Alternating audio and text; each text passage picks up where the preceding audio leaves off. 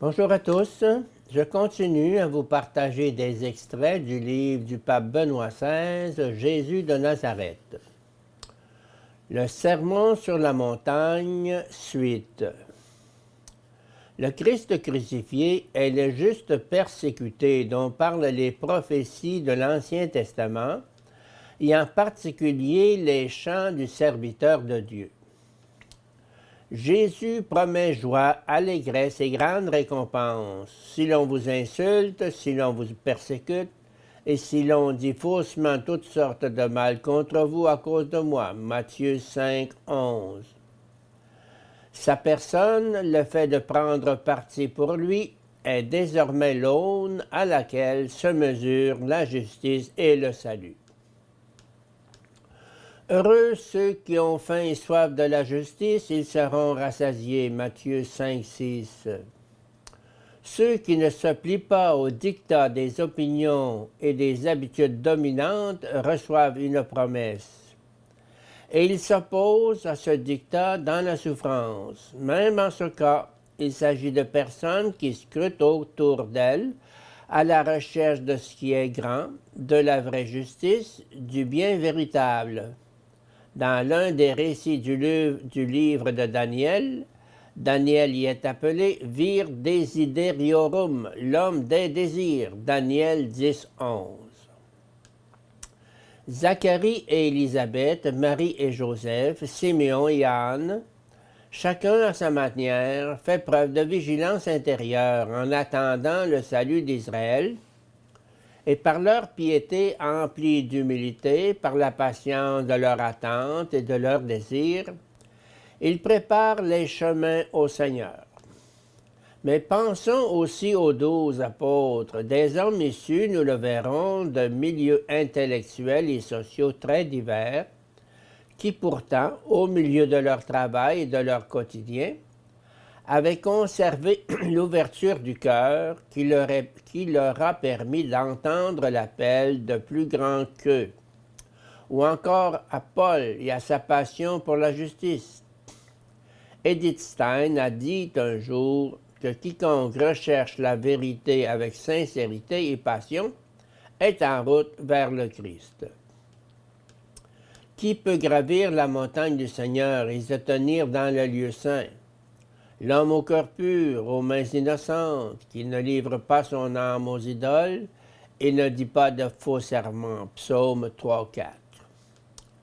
Faim et soif de la justice, la quête de Dieu, la recherche de son visage, telle est la condition primordiale pour la montée qui conduit à la rencontre avec Dieu.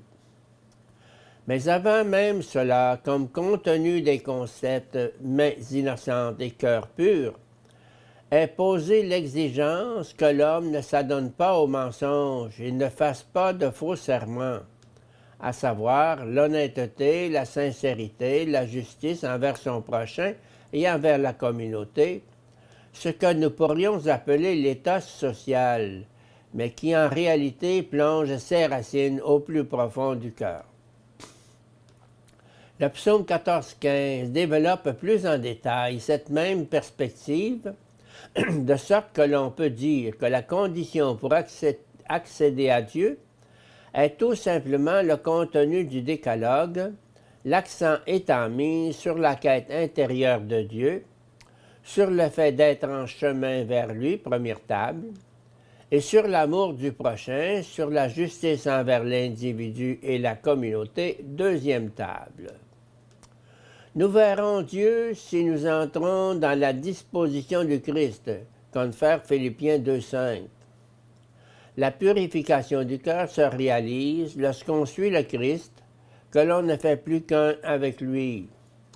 Je vis, mais ce n'est plus moi, c'est le Christ qui vit en moi. Galates 2,20. En Jésus-Christ, Dieu lui-même s'est révélé en s'abaissant.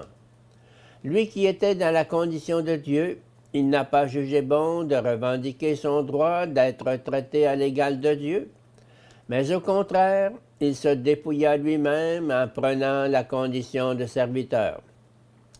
Devenu semblable aux hommes, il s'est abaissé lui-même en devenant obéissant jusqu'à mourir et à mourir sur une croix. C'est pourquoi Dieu l'a élevé au-dessus de tout. Philippiens 2, 6, 9. Dieu s'abaisse jusqu'à mourir sur la croix. La montée vers Dieu advient quand on l'accompagne dans cet abaissement.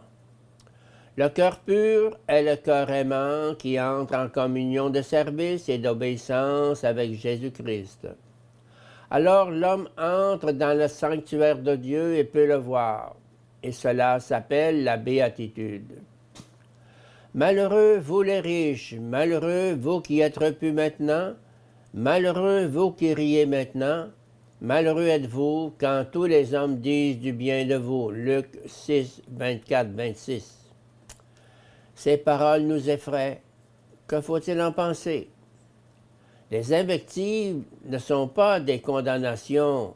Elles ne sont pas motivées par la haine, l'envie ou l'hostilité profonde. Il ne s'agit pas de condamner, mais de mettre en garde afin de sauver.